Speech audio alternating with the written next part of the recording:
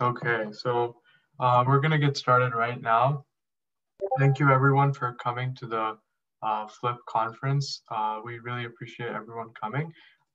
So the agenda for today, we're going to start by giving you background on financial literacy. Then we will have a college speaker panel. And next you will learn about scholarships and Fafsa as well as Flip and our mission.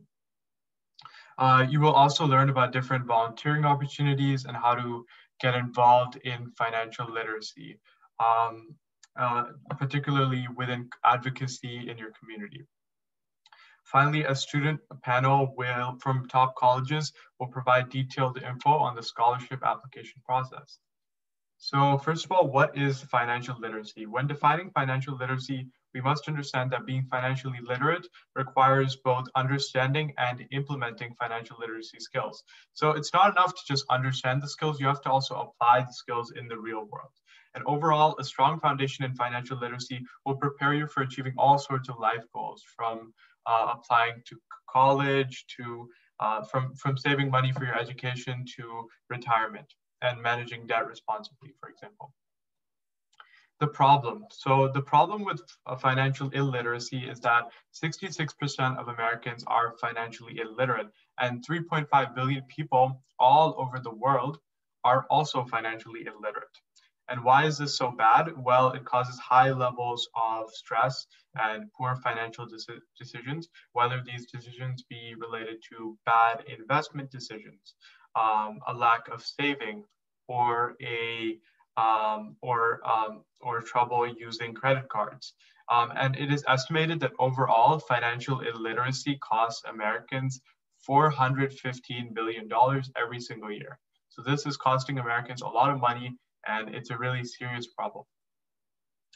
Why is financial literacy important? Financial literacy and money management skills are necessary skills used on a daily basis. Just like any skill, it is better to learn it when you are younger. And financial literacy allows you to improve spending habits and understand the value of money at a young age if you learn financial literacy when you're young. And applications for college life and beyond. So there are 5 key pillars of financial literacy, either in high school or in college. And the first is budgeting. The other 4 are managing debt, a savings account, credit scores, and retirement. So budgeting basically requires effectively allocating your money. So this includes dividing your spending into needs, which are essential, and wants, which are not essential, as well as leaving money to invest and save.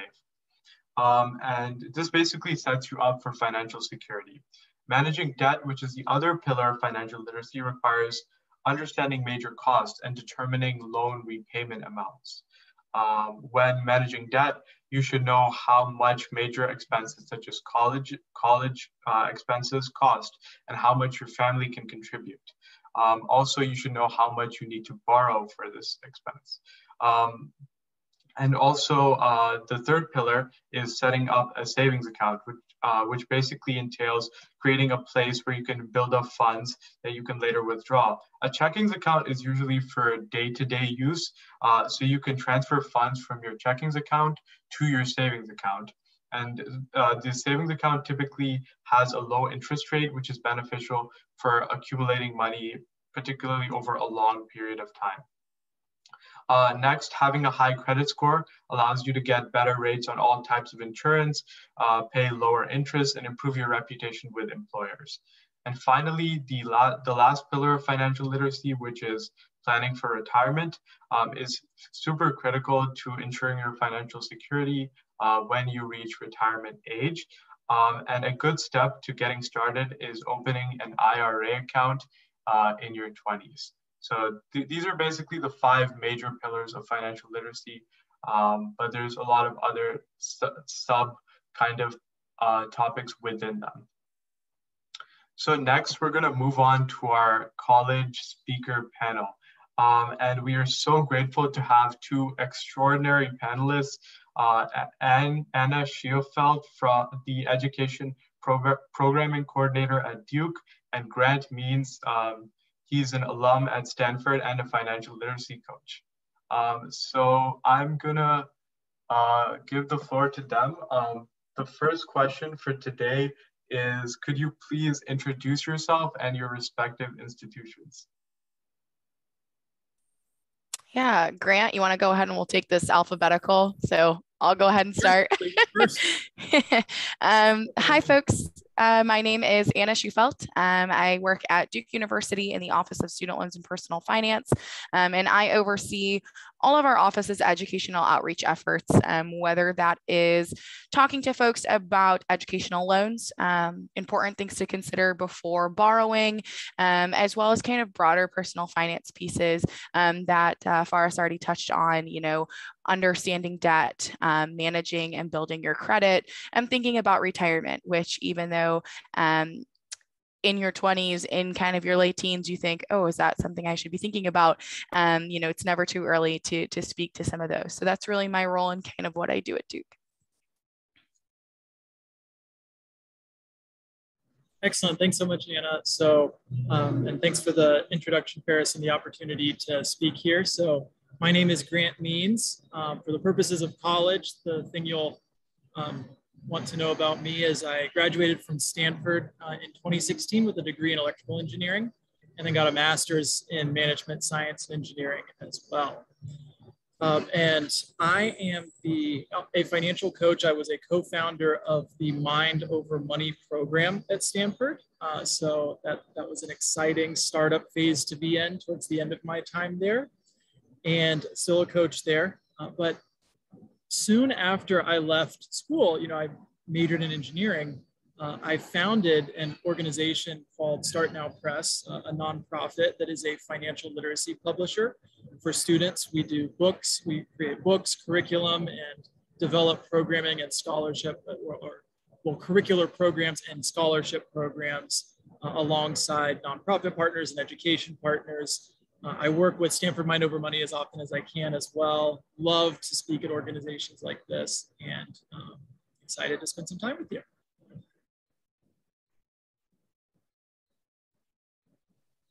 All right, before we move on to the second question, I just want to mention to everybody that at the end of the panel, we will be taking questions from all of you. So feel free to just start popping your questions in the chat, and when the time comes, we will start answering them.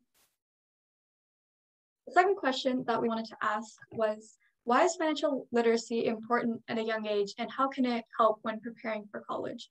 And I know it was touched on a little bit in the introductions, but I was wondering if you guys could maybe go more in depth with it. And anyone can go first.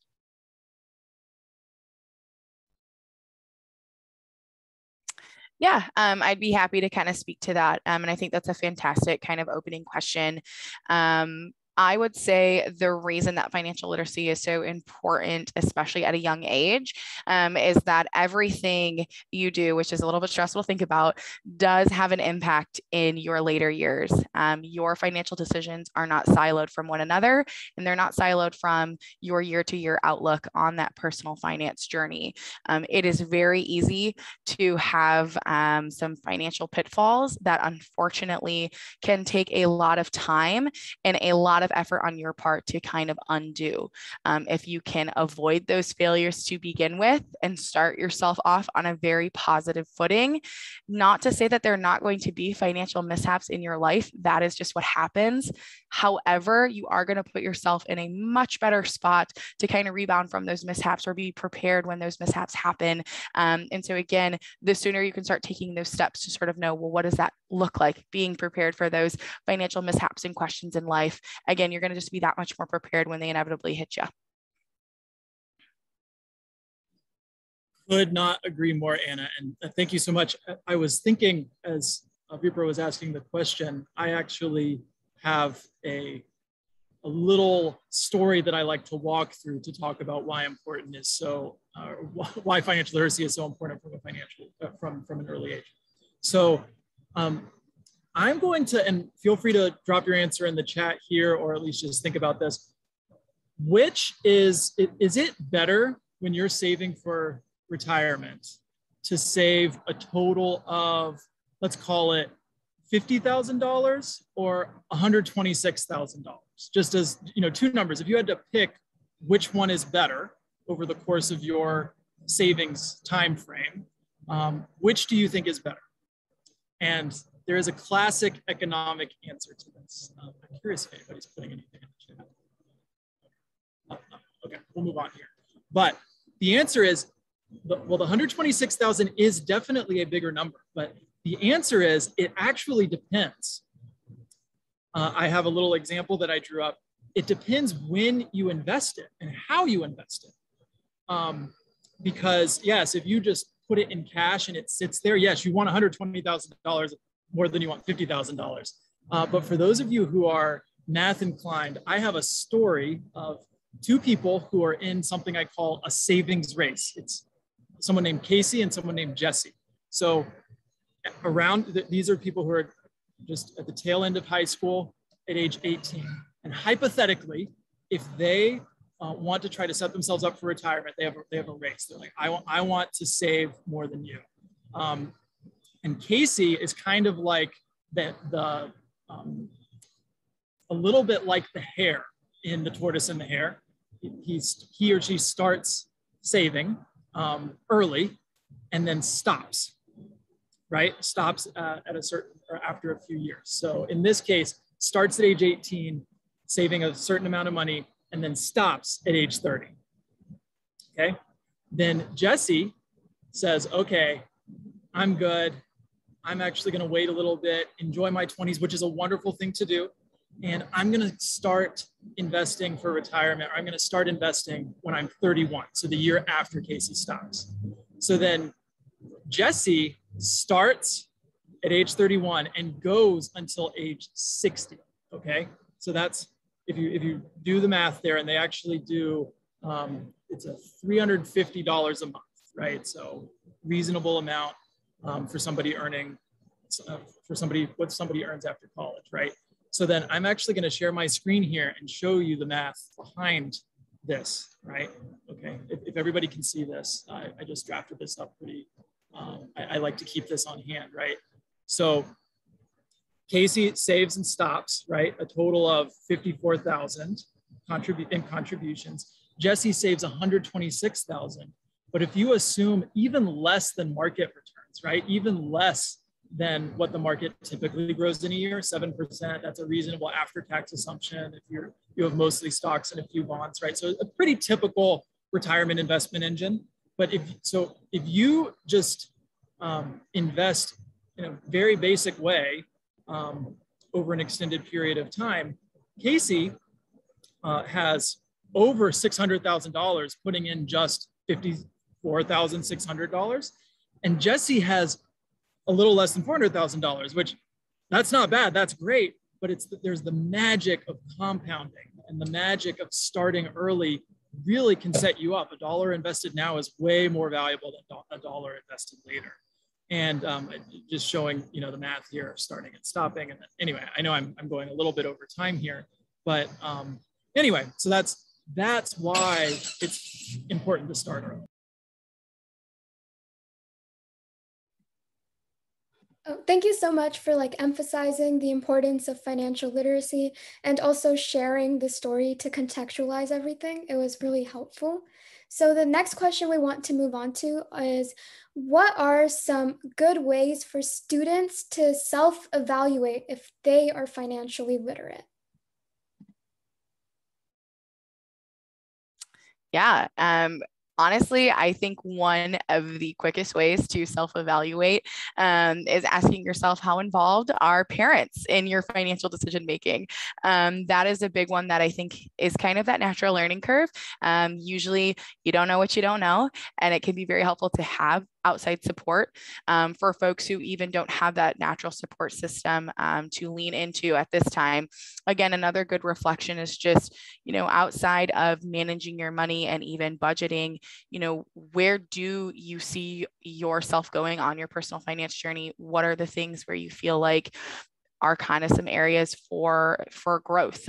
So for me in my own life, reflecting on understanding credit, that was one that I heard so many horror stories about folks using credit cards and getting into debt that I waited very, very long to establish my own credit history. That is something I wish I would have taken the initiative to kind of say, well, why are folks saying that credit is so bad? Is there more to the story? Should I dig a little bit deeper? It can be tough to evaluate when you're not even really sure what it means to be financially literate. So I think going back to those 5 pillars that were introduced earlier and really just doing a reflection, how comfortable am I in navigating this? Am I confident in this? If you already are dabbling in investing, dabbling in savings, again, you can even reflect on the numbers. But if you do sort of start to have that stress moment of this is bringing me anxiety, that's probably a very good key that right now you just don't know enough to be in that confidence spectrum. So I think those 2 pieces might be really, really helpful, even just aside from the numbers and the definitions in knowing where you're at in your financial literacy. And I totally agree with you there. I would piggyback off, just bouncing off what you said about stress.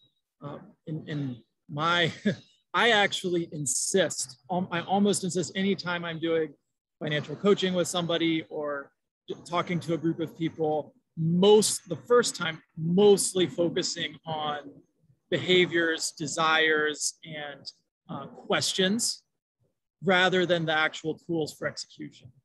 And the reason is because you can have all the head knowledge you want, you can know exactly what to do, but if you're not motivated to do it, or if you're not able to do it because you're digging out of a bigger hole than other people for reasons that aren't even your fault, like it's not time for you to do what other people use all the tools, right? You got to get back to basics. So I have a little bit of a framework that I think about there where it's, so knowledge is power. Do you know where your money comes from and where it's going, right? And that kind of leads to the stress part, right? When you don't know, you feel a little more stressed. So that's really important. And in many ways, money is about managing risks. And I want to be clear when I show the power of compounding and investing, and it really is magical. But when I show that, it's not so much about you should be doing this now.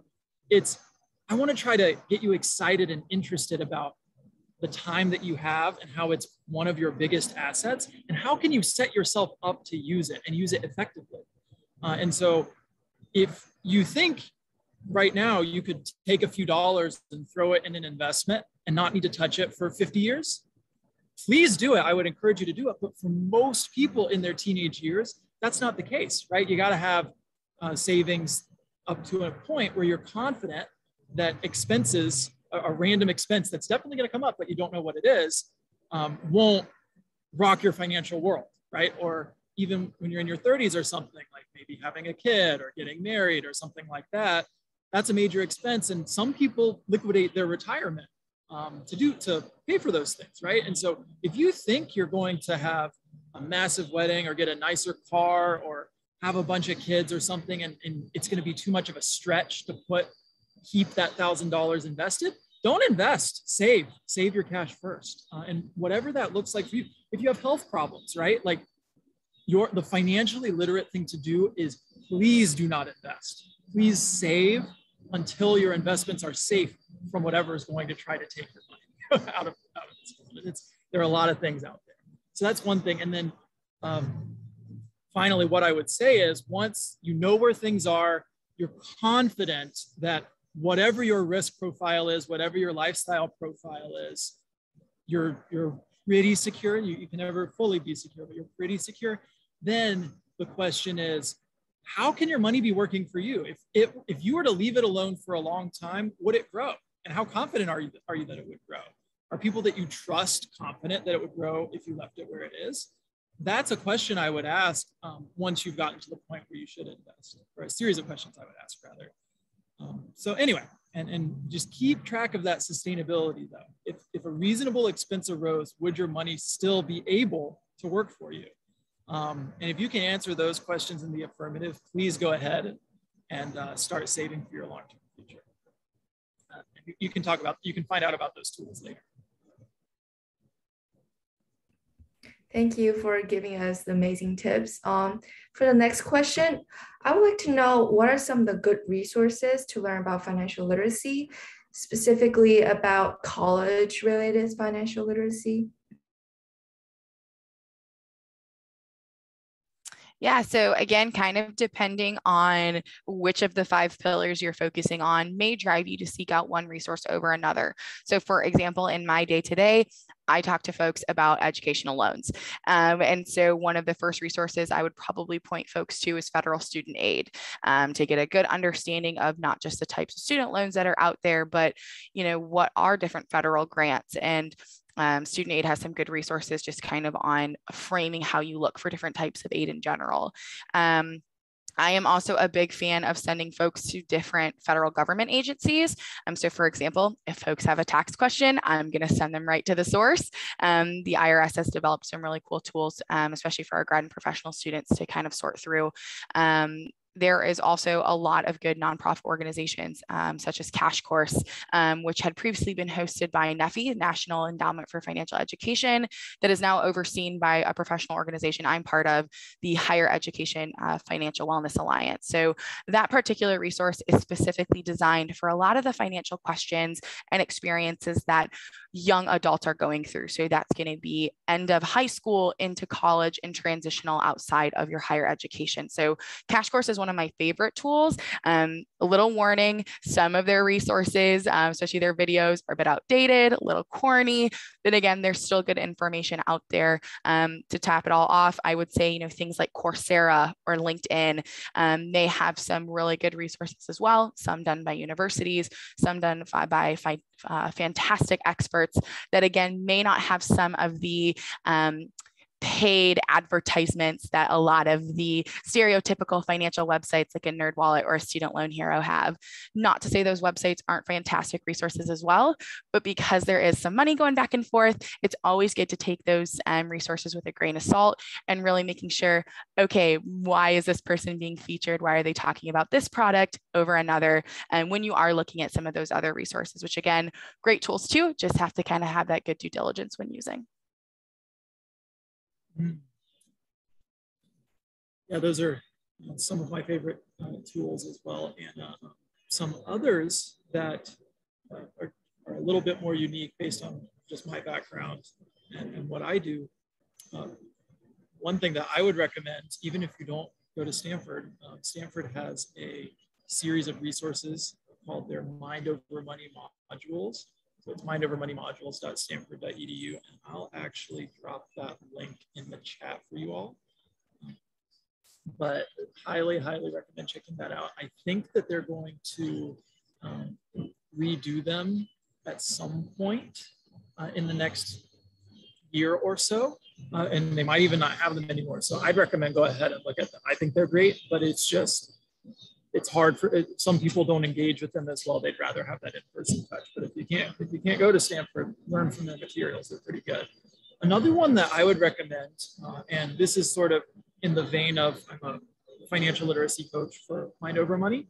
I also do that and love to have conversations with young people of all ages about their own financial picture. I used to do financial coaching sessions for my friends. I'll also drop a link here. There's at Start Now Press, we have a contact form.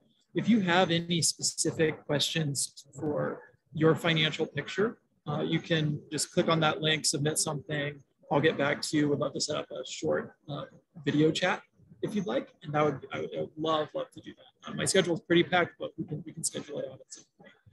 So those are a couple of more bespoke resources that I'd highly recommend. Okay, so if anyone has any questions, anyone in the audience, feel free to put it in the chat. We're just gonna go do one more question from us, and then we'll open it up to questions from the chat. So my question is, what are the most common financial challenges for college students or young people, high school students? And how do you think, what do you think is the best way to address those challenges? Yeah, that's definitely a great question. And again, just given my niche within higher education, I think one of the biggest challenges that I see folks go into is really the return on the investment that they are trying to weigh when navigating higher education. Depending on the school you go to, it makes perfect sense to be at that school, to maybe finance the school through loans or other means out of pocket, where maybe it's not something like a grant or scholarship, because what you do and what you are going to be making in your career is going to absolutely merit the time, the energy, the money that you've invested in your college experience. That is a really big challenge to pinpoint that I have found, especially with my undergrad students, because sometimes at 18, 19, 20, we're not really sure where we want to go. And so the school that we've picked, maybe we realize, oh, the major that I wanted, this school might not actually have. Or maybe there was a school that gave me a full ride, but maybe that particular school wasn't as well known as another school I got accepted into. And so what do I do? Do I go with this amazing prestigious school where I have to pay a little bit more? Or do I go with the school that, again, maybe is not as well known, but I don't have to pay a dime to go to school and I get my education for free? I think that's a really, really tough one that, again, students grapple with all the time, undergrads, grads, and professionals. So the more you can start reflecting on that, figuring out what it really is that you want to get out of your higher education experience. Where do you see yourself going on a professional journey, or what your passions are? And again, kind of thinking full circle, it can be so exciting when you are in that college acceptance phase and just seeing letter after letter and all of these great brochures, and you start to envision this great college life for yourself. But if you're not including what happens after college, you may wind up with this moment of, was this the right choice for me? And as somebody who's very passionate about higher education, I don't want anybody to ever experience that. So that's the big challenge that I still see folks grapple with, even when they're already in school. So if there's anything you can take away from this evening, start doing that reflection now, bring in the personal side, but also the financial side. Totally agree, Anna. I'm going to dig into that a little bit more strongly, actually. I chose Stanford instead of full rides. I would tell my younger self, choose the full ride. That's just, especially if it's like a program where they give you a lot of programmatic support, like their dinners with highfalutin people at the university, or you get your first choice of classes, and that sort of stuff. There's so many intangibles they give you that are super, super valuable. You're going to get much better recommendations out of school than just being a fish in the random pond of a Duke or a Stanford or a Harvard or Yale or wherever. If you can get into a great program at a solid state school or a solid regional school, you should absolutely do that and save the Stanford or the Duke for grad school. That's what I would personally recommend. So yeah, and then the answer that I would typically give if I hadn't heard Anna's answer to a question like that is, yeah, there are just a lot of people trying to shove a lot of debt in your face. Credit cards that are 0% interest until you're not a student anymore, and then all of a sudden they're 20% interest. That's a big one. Or even, hey, extra $5,000 of loans, it's free money until you actually have to pay it off 6 months. Start paying it off after 6 months. Like try to have less money, right? Not less money. Try to have more money, but try to have less debt, even if it's more cash right now. So just be diligent about that. And it's not evil to take on debt. Some people will tell you that. Sometimes it's a step that you need to take. But I would say that it should not be taken lightly. And some people do treat it quite lightly and promote it a bit more than I think it should be promoted. That's just my opinion.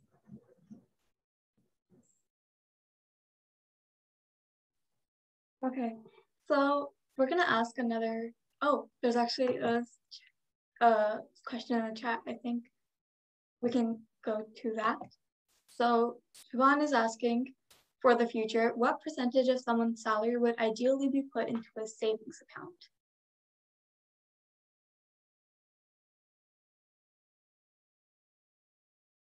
Yeah, I think kind of echoing a phrase that Grant used earlier, It depends. There are definitely financial rules of thumb. So for example, a really popular kind of guiding benchmark for where your finances should go is the 50-30-20 rule. 50% of your income should go to needs, 30% should go to maybe some want spending, 20% to savings, with 15% of that being kind of savings specifically for retirement. You know, that can tweak for a lot of different folks, and it really just depends on what your goals are. I would say to younger self, and even to current me right now, the more that I can put towards savings, the better. Certainly, I don't want to put myself in a vulnerable spot where I'm worried about taking care of myself day to day, putting a roof over my head, putting food in my stomach. But when it comes to decisions of, oh, do I need to buy this thing on Amazon I saw? Do I need to see this thing on social media that never heard of before, but after seeing somebody talk about it, I'm like, oh yeah, I want that. That's that pause of, okay, wait, think long term. What might better decision be? So again, 20% might be a good aim.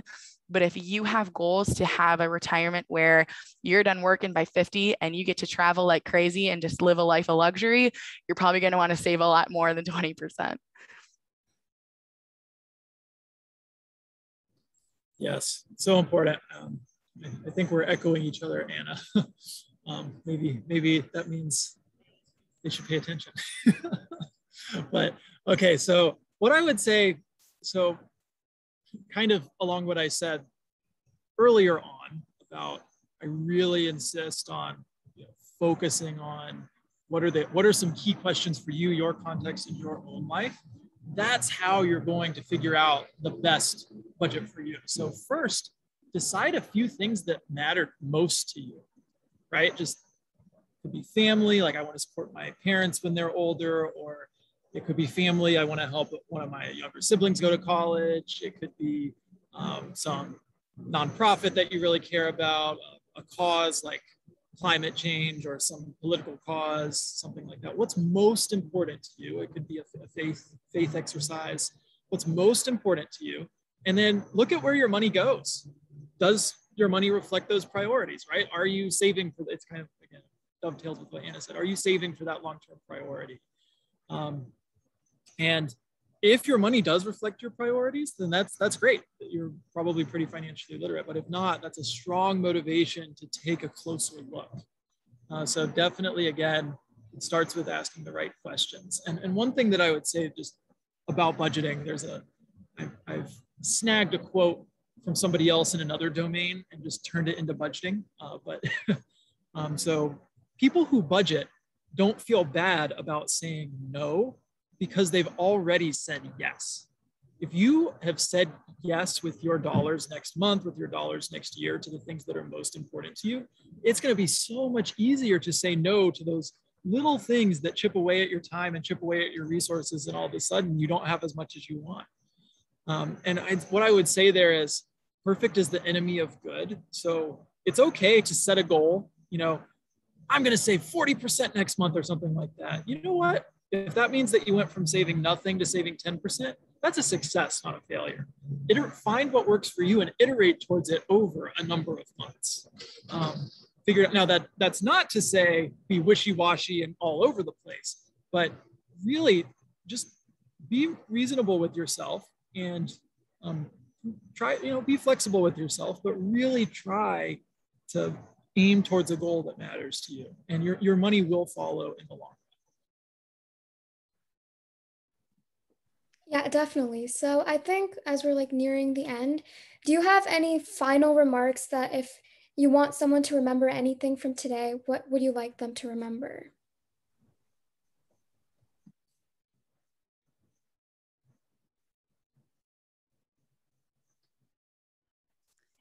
I think the big one is what you do now is directly going to impact what you are able to do in the future.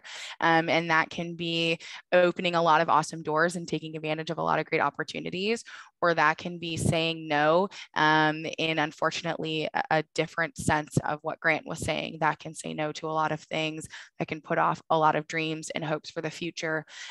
So recognizing and validating finances are stressful, and it is okay if you do not know everything right now. I'm sure when Grant and I reflect on our own experiences in our younger years, there is a lot that we did not know, and it took a long time to learn what we know now, and we still have room to grow. So, and echoing what Grant said earlier, feel free to reach out to me at Personal Finance at Duke. Go ahead and get in touch with other folks in this space, whether it's somebody in a financial aid office, somebody in financial literacy coaching. We do this because we recognize it's so important, and because we know there's so many barriers to financial literacy and financial well-being. So, again, recognize that now is a great time to embrace the uncomfortable and start taking steps to, again, have finances be something that you can pursue with confidence and not, again, something that fills you with fear.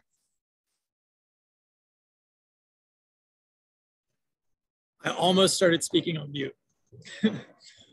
A year and a half into the pandemic and still messing that up, or almost messing it up. Okay, let's see. So the two things that I would say there's a sort of tactical takeaway and then a more broad takeaway, right? So I'll give you the broad one, philosophical one first.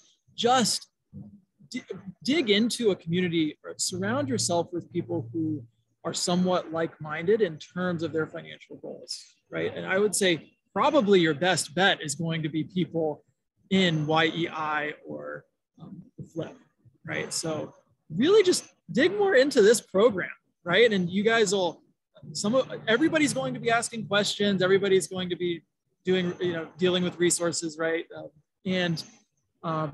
Finding different things that they think are cool and you can share. That's the power of collectively moving towards a goal is incredibly potent. And whether that's actually you do this more intently or work with a small group of friends or something like that, I would say it's really important. You could also potentially find that again through Start Now Press if you reach out on the contact form. We've had at least a little bit, but it's not going to be the same as a true community like this. So that's probably the number one thing I would say is get more involved with the people who you're with right now, because there's something there.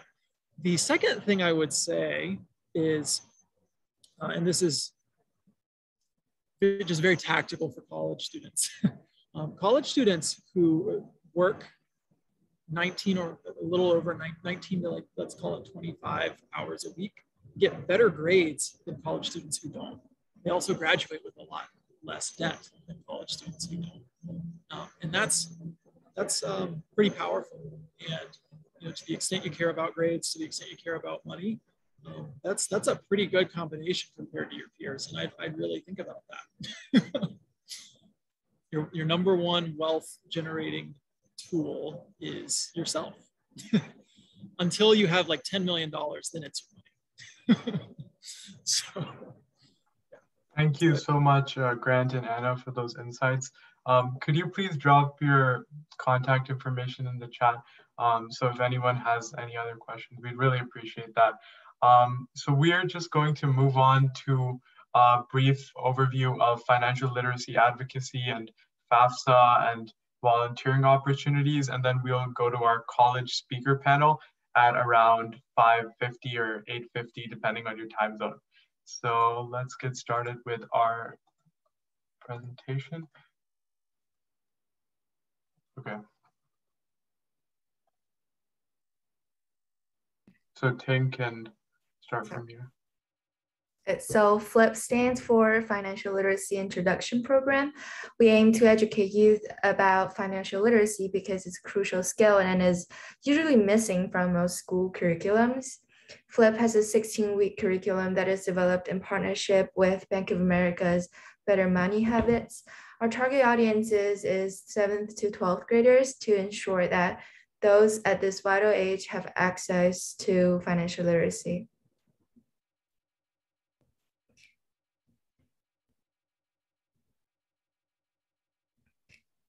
In the FLIP program, we focus on partnering with local organizations that serve underserved youth, and we set up our volunteers with them to host workshops on a weekly basis that will help them better understand how to manage their money as they grow older. Topics in our curriculum that are covered at these workshops include insurance, credit, saving, investing, taxes, and more. So there are plenty of ways you as a high school student can make a difference in advocating for financial literacy. First, you should be aware and educate those around you that financial illiteracy is a major societal problem. There are many websites and organizations that provide various courses about financial literacy, and immersing yourself in such courses could help you understand and apply these concepts, along with helping out your community. Advocating for financial literacy in school boards at school board meetings is another great way to spread awareness. Some tangible steps you can take include sending letters to your school board members and writing op-eds, which are opinion pieces about financial literacy in either your local or school paper. You could work with officials to include more financial literacy curriculum in your schools. In addition, you can create presentations about financial literacy to share at your school library, or you could just start a club that is dedicated to spreading awareness about financial literacy. These options will allow you to help out your classmates and other students become more financially literate. Finally, volunteering is another great way to give back to the community. There are various organizations, and FLIP is one of them. FLIP aims to promote and educate youth about financial literacy, and volunteering with us is a great way to do that. So essentially what would happen is you would first attend a training session from our team, which would inform you and equip you with the tools you need to teach others about these critical concepts and skills. Underserved youth often lack opportunities to learn about financial literacy, and you will have the ability to provide and teach them about it. Volunteer hours from this are completely PVSA certified, and volunteering with us will not only help you teach others about financial literacy, but it would also teach you about critical leadership skills, which is really essential in the long run.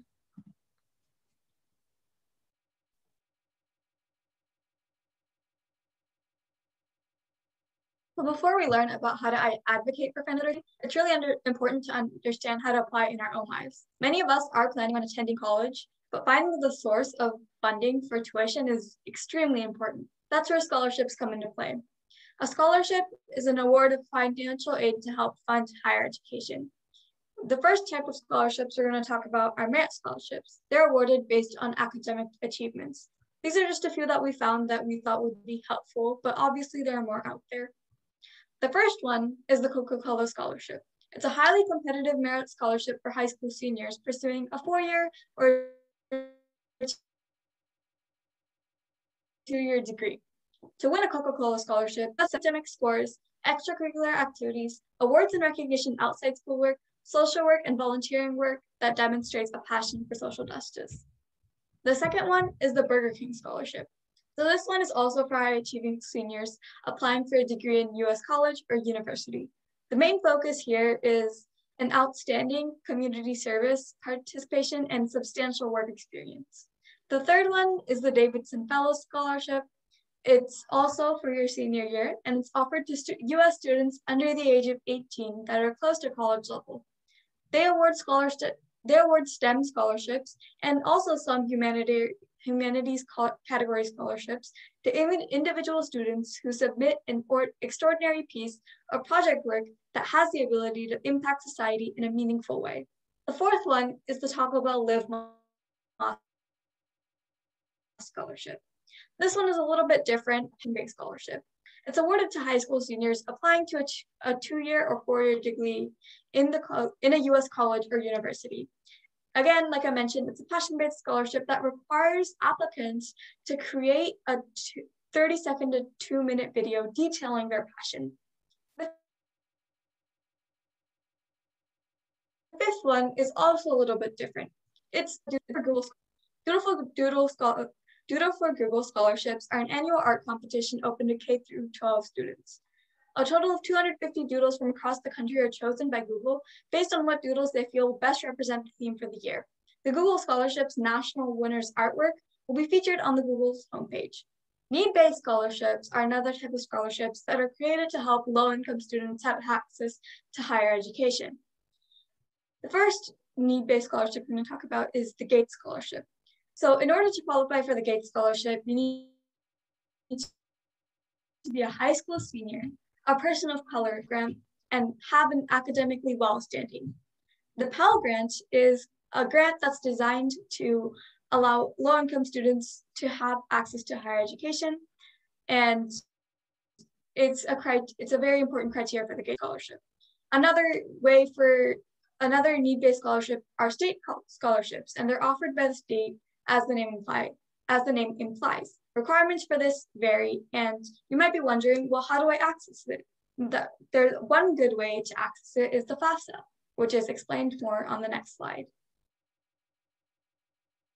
The Fafsa is the free application for federal student aid.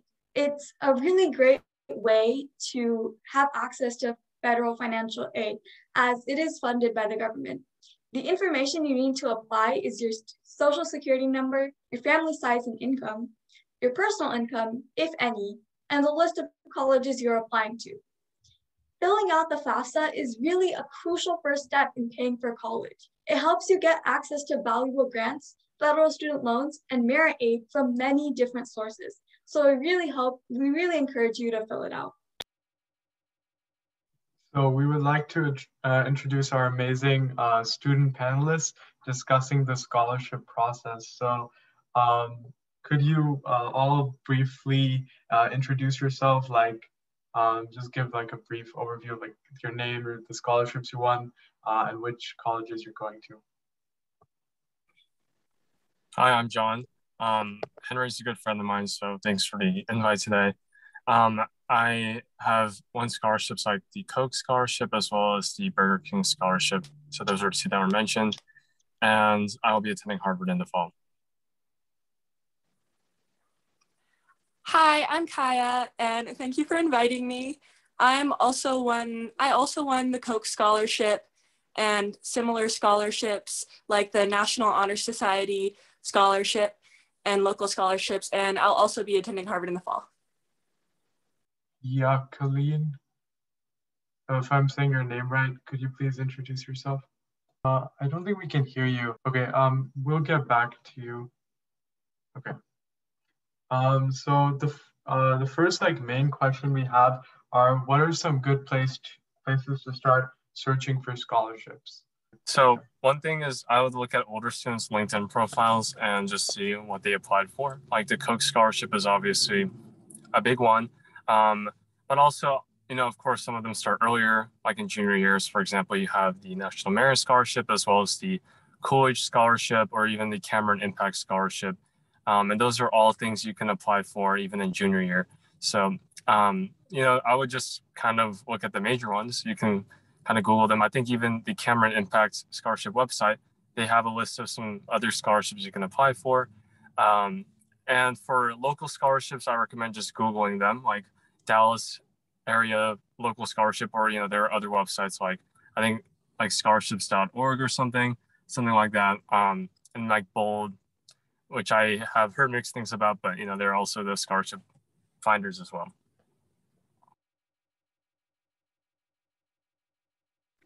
Hello, can you guys hear me? Yeah, we can hear you better. Okay. My name is Jacqueline Almazan, and I'm sorry I don't have my camera on, but I have really bad Wi-Fi, so it won't let me. I'm so sorry. So I'm an incoming freshman at Yale University, and I'm a recipient of the Gates Scholarship, the Coca-Cola Scholarship, the Hispanic Scholarship Fund Scholarship, and the Horatio Alger National Scholarship. So I'm not sure if you wanted me to jump into the question. Yeah, we would love to hear your insights on what are some good places to start looking for scholarships. Yeah, definitely. So I think it's important to start really early on. And so like the previous speaker mentioned, the scholarship websites are a little suspicious, some of them, but I do think that scholarships.com does a good job of sorting them out. But I think a good place to start, honestly, if you just look up, I mean, obviously, depending on what you want in a scholarship, if you're looking for merit-based or need-based, if you just look them up, big name scholarships will come out. So like the Gates Scholarship, the Coca-Cola Scholarship, the Burger King, and those are really competitive. But if you go on individual websites like scholarship.com or some other similar websites, it narrows it down to smaller state level scholarships, which are less competitive. And although they're less money, you're more likely to get them. And sometimes they even pay it directly to the student instead of the actual institution. So I would say looking at those websites, but also even reaching out to your school counselor, because the school counselors and administrators have a lot of resources for those scholarships you're applying to, and they could also give you information for that as well. Kaya, if you wanted to add something, be great. Hi. I would say a great place, of course, like to start is with Google, and most major corporations have scholarships that they offer. So there's like the Coca-Cola we talked about, but there's other lesser known scholarships that are given by corporations. And I think there's some really popular classic scholarships like the Gates Millennium Scholarship, the Jack Kent Cooke Scholarship, and other scholarships like that you can find out pretty easily by just Googling different major scholarships. But I also think that local scholarships are really great too, because they really add up if you start applying to scholarships from your school where there's not as much competition. And so I think it's really good to ask your school if they have a scholarship registry, or to start Googling local scholarships in your area. And I think that combined with the really large national scholarships is a really good idea to try to maximize your chances with scholarships. All right, thank you so much for the response, everyone. That was really helpful, and I really appreciate the insight. I just wanted to let everyone know that we are going to take some student questions, so feel free to just pop any questions that you have in the chat, and we'll go ahead and answer them. The next question that we have for everyone is, what is something that you wish you knew before starting to apply for scholarships? And we can go in the same order as last time, if that works. So one thing would be, honestly, if the scholarship required a recommendation, often I would just ask like a week before it was due, which is a bad habit. Most of that was just because, one, I just forgot the deadline, and I just set a reminder on like Google Calendar like a week before, and then I just would like spam my teacher to submit it as soon as possible. So one thing I wish I did was just, give my recommenders more time to write them and submit them. And another thing that I wish I did was I wish I had probably applied to more local scholarships. I just didn't do it because I was it just took a lot of time, obviously, to write essays. So that kind of ties into my third point, which is I wish I allocated more time to just write. Obviously, sometimes I was able to like reuse college essays, but overall, I wish that I just spent more time spent more time writing for some of these scholarships as well. All right, so I'll go next. So something that I wished I knew about scholarships, I didn't apply to a lot of small state scholarships, which I regret. I wish I did. Okay, yeah. One thing that I wish I really knew was how many scholarships there are and how organized you have to be if you are trying to apply to tons of scholarships, because there's so many deadlines, and especially if you're applying to the national scholarships, there's usually multiple deadlines, and it's a process over several months, and you really can't miss any of the deadlines. And I think I did a pretty good job of that with the national scholarships, but there's a few more local scholarships that I wasn't organized enough with, and I probably could have applied to a few more. And so I think it's really helpful if you get a list early on of all the different scholarships there are, and you really keep track of all the deadlines to try to make sure that you can apply to every single scholarship you want to apply to. And I also wish that I knew that some of the national scholarships, especially, they have a lot of things that they do for you even after you win the money. Like for the Coca-Cola Scholarship, they've been providing us with a lot of mentoring experiences and leadership experiences over the summer. And we also get to be part of like the Coca-Cola Scholars Network for the rest of our lives. And that's a really great professional tool for us.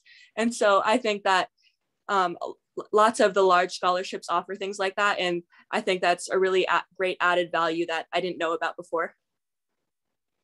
Yeah, well, piggybacking off of that, I think that caused a little bit of some questions in the chat. So the first question, this goes out to everybody, is when are the deadlines for most scholarships? So for deadlines, I would just keep them in a spreadsheet, or you can feel free to Google them as you go. I think someone mentioned this in the chat, but a lot of the big scholarships, they do have multiple rounds. So you do have to kind of apply. And then, you know, if you make it to the next round, you still have to submit new materials at that point. But I would just make sure, especially if there are teacher recommendations or other materials that other people to send, maybe a transcript from your counselor, to get those asked for as soon as possible in order for the people involved to send them quickly. So on the topic of deadlines as well, I would just make sure to actually, if you're going to write your essays, to also have everyone you want to look over your stuff. And I would ask them as soon as possible, just so that you have like ample time to make any edits or make any changes to some of the prompts as well. And one tip for that would also be to reach out to people who've already won the scholarship or done really well in the rounds, and just ask them for help. A lot of people are willing to just help you out for even if you don't know them. So just I would go through cold contact and just even reach out to some people just for advice.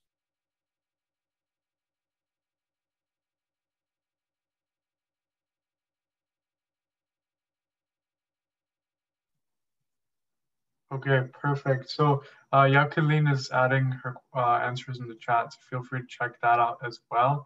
Vaishu, you're asking the next question?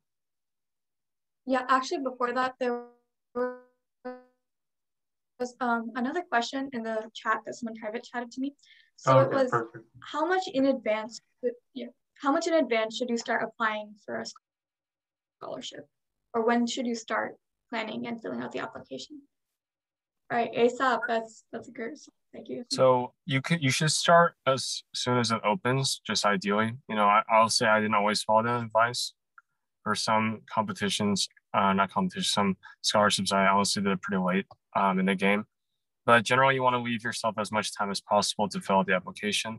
And I would actually also say that usually applying earlier, unless say you have stated it's like a rolling scholarship, it does not help you. So just feel free to submit it like 10 minutes before the deadline, even maybe not that way, because sometimes the systems like crash. But I would just take as much time as you need to perfect your application is the main tip.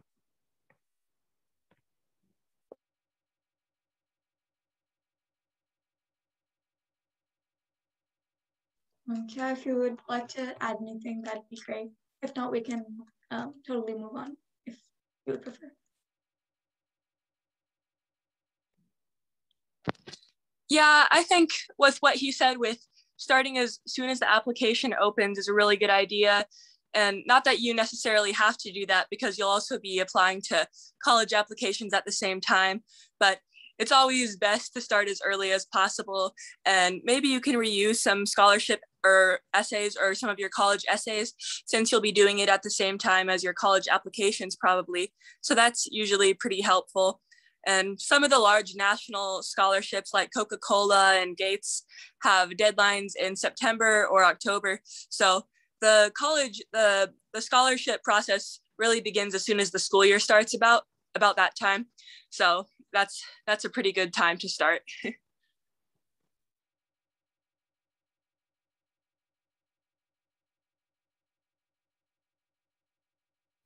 Okay, so for the next question, I wanted to ask, so how long does it generally take to fill out the scholarship application? Like especially your Coke Scholar and other applications you did, from your experiences, was it very time consuming, or was it like relatively easy? So I would say, personally, for some of them, like Jacqueline said, the initial rounds don't take much time. Usually, actually, for some of them, they don't actually let you write any essays until like the first or second round, or even they ask for additional essays later. For example, I think in the ELK scholarship, it was just, they basically just do like a preliminary screen for the first round as well, like similarly to Coke. And then you have to submit extra materials later, like I think a transcript and stuff. But yeah, it's like, I would say it kind of just depends on how, I would not worry too much about time. I would just worry about like the end result quality wise. You could, some people could probably write really good essays in the span of like an hour even. And some people might need more time. So I would just focus on the end result rather than like the quality of the end result and how long you need to get there basically, instead of just worrying about like exact increments of time.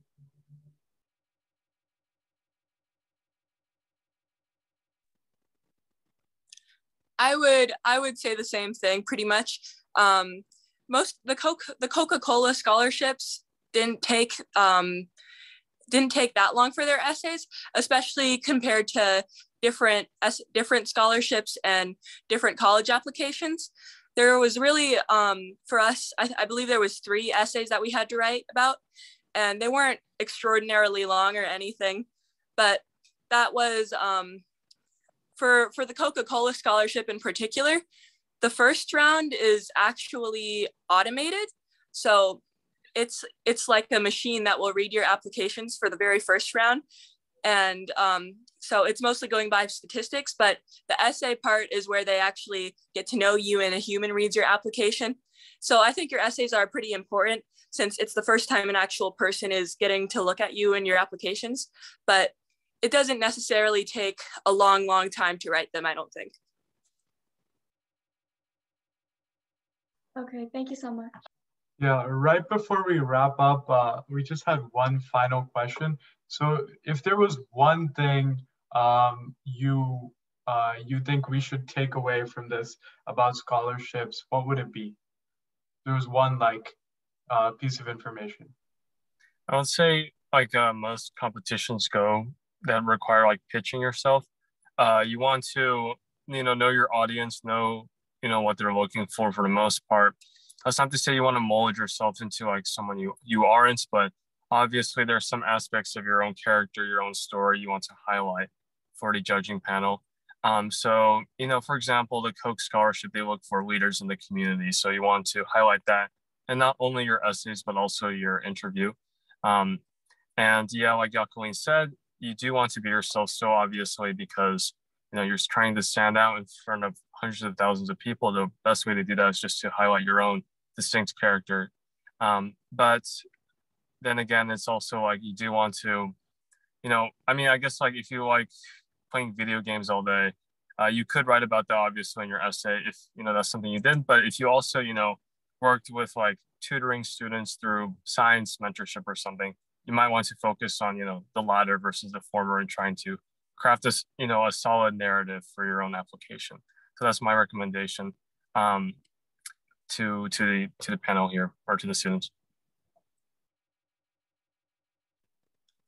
And I would, if adding on to that, I would say probably to really pay attention to who's giving the scholarship and what their goal is with the scholarship. Like John said, Coca-Cola has 4 specific pillars basically, and it says it on their website that they look for in their scholars. And so really trying to keep that in mind when you're filling out the application through the whole process, what they're looking for, and really providing unique answers that are really specific to you, so you can try to stand out amongst all the thousands and thousands of people that apply is really helpful. And I would just try to apply to as many scholarships as possible that you're suited for, and whether you're suited for them is based on different characteristics.